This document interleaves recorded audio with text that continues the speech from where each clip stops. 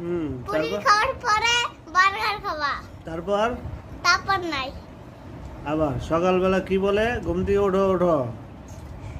উঠার পর কয় যে পাস করো। হ্যাঁ, তারপরে কয় যে ভাত খাও। তারপরে কয় যে তুমি গোসল করো। তারপরে কয় যে